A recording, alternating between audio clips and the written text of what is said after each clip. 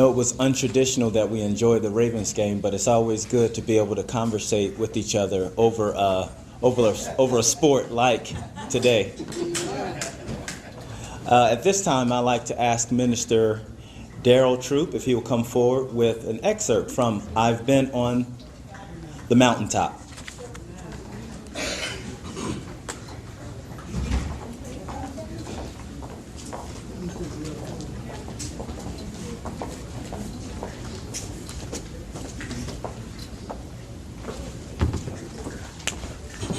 Hi, my name is Elder Waters. I just want to read a little bit about the speaker.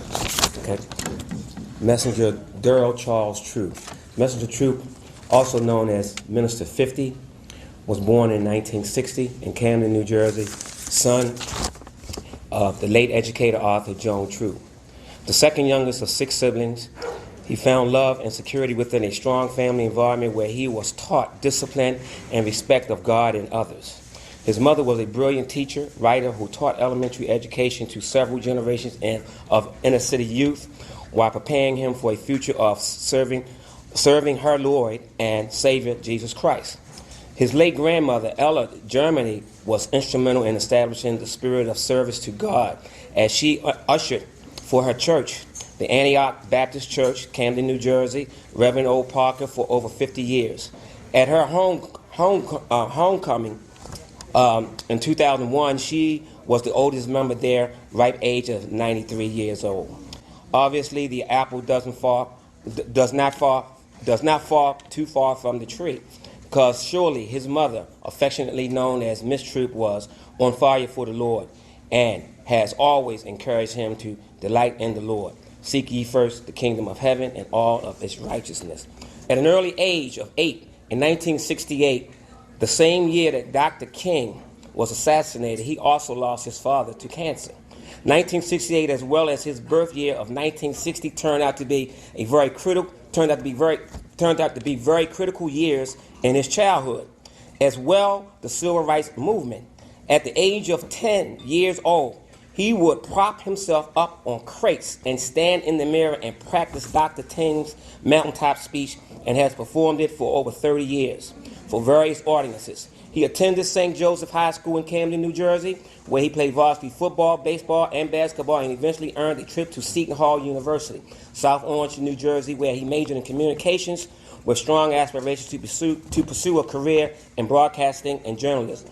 He fell several credits shy of his bachelor's degree, and he has intentions of finally getting that BA degree.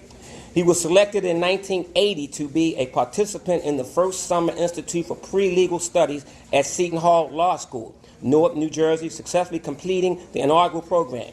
He is a member of Alpha Phi Alpha, Elder Rev chapter, Seton Hall University, where he was president of the chapter for 2 terms, and joined the ranks of such people as Dr. Martin Luther King, Justice Thurgood Marshall, Jesse Owens, Gene Upshaw, Coach Eddie Robinson, Paul Robeson, Mayor Andrew Young, and Charles Rangel, just to say a few.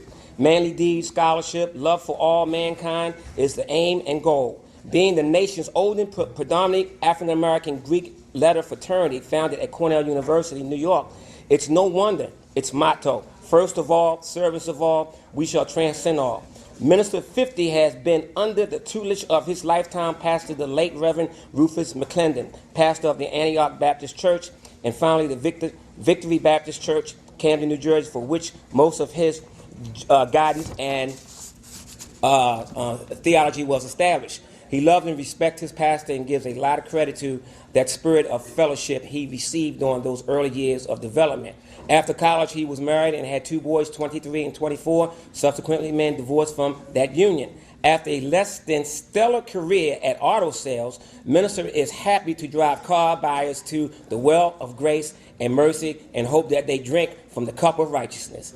Now he resides in Harrisburg, Pennsylvania, where he is happily to study under this new pastor, the Reverend Rodney C Waters, Faith Unity Fellowship, Reachout Missionary Ministries in Harrisburg, Pennsylvania, and remain steadfast in serving the Lord and the kingdom. I present to you Minister 50.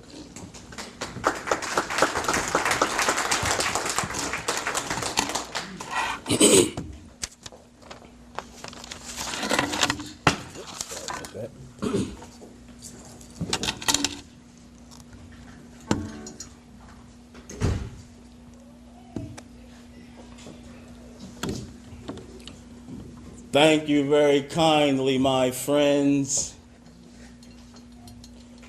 As I listen to Ralph Abernathy and his eloquent and generous introduction, and I then thought about myself, I wondered who he was talking about. It's always good to have your closest friend and associate to say something good about you. And Ralph Abernathy is the best friend that I have in the world. I'm delighted to see each of you here tonight in spite of a storm warning. You reveal that you are determined to go on anyhow. Something is happening in Memphis.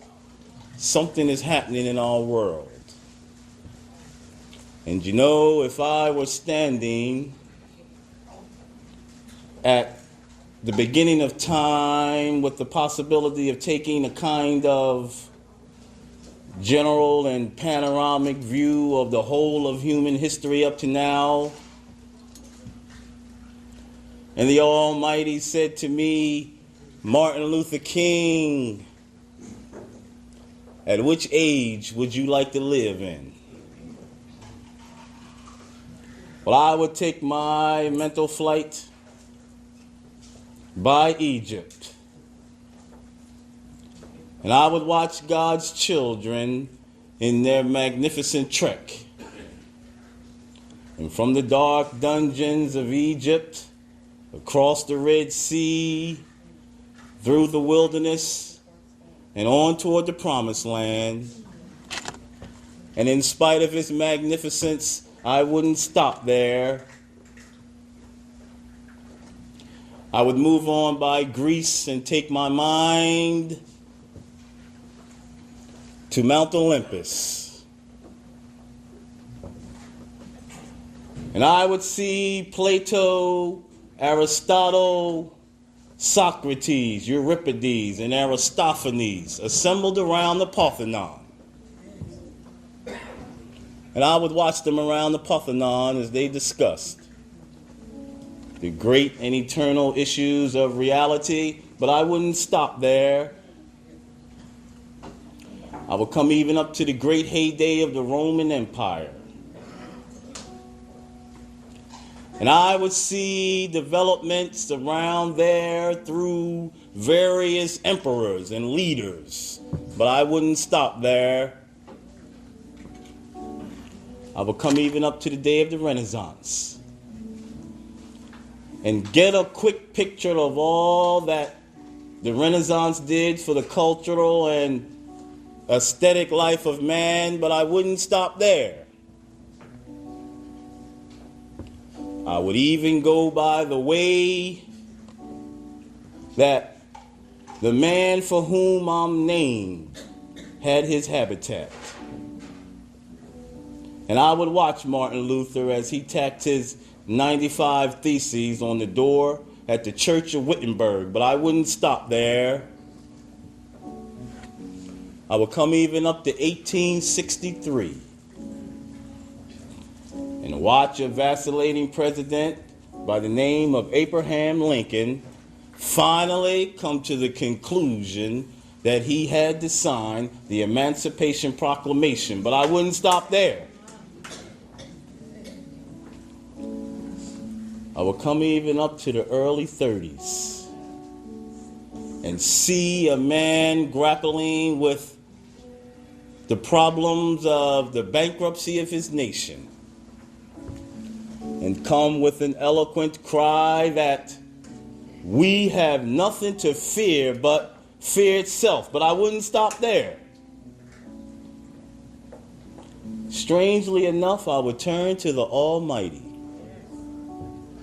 and say, if you allow me to live just a few years in the second half of the 20th century, I will be happy.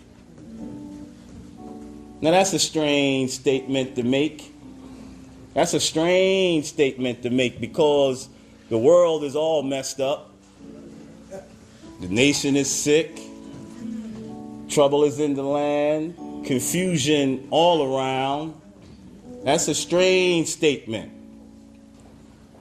But I know somehow that only when it is dark enough can you see the stars.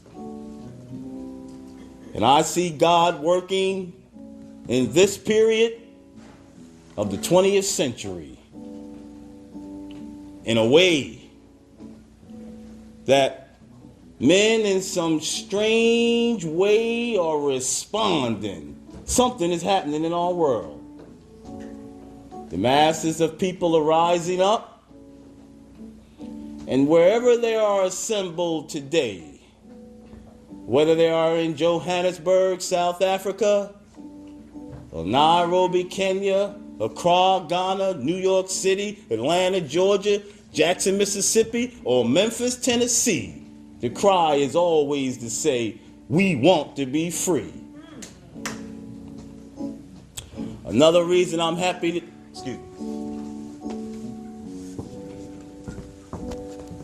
Another reason I'm happy to live in this period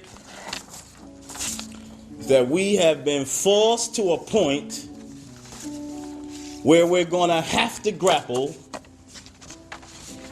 with the problems that men have been trying to grapple with through history, but the demands didn't force them to do it. Survival demands that we grapple with them.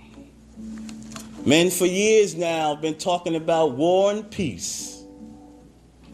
Well, now no longer can they just talk about it. It is no longer a choice between violence or non-violence in this world. It's non-violence or non-existence. That is where we are today. And also in the human rights revolution, if something isn't done and done in a hurry to bring the colored peoples of the world out of their long years of poverty, their long years of hurt and neglect, then the whole world is doomed. Now, I'm just happy that God has allowed me to live in this period, to see what's unfolding. And I'm happy that he's allowed me to be here in Memphis. I can remember when Negroes were just going around, as Ralph has said so often, scratching where they didn't itch and laughing when they were not tickled. But that day is all over.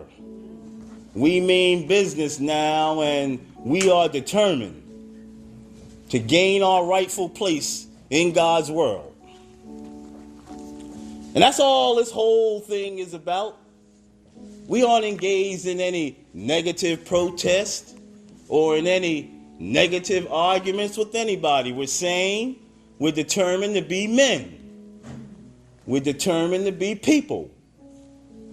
We are saying that we are God's children. And if we are God's children, then we don't have to live like we're being forced to live. Now, what does all this mean in this great period of history? It means we got to stay together. We've got to stay together and maintain unity. You know, whenever Pharaoh wanted to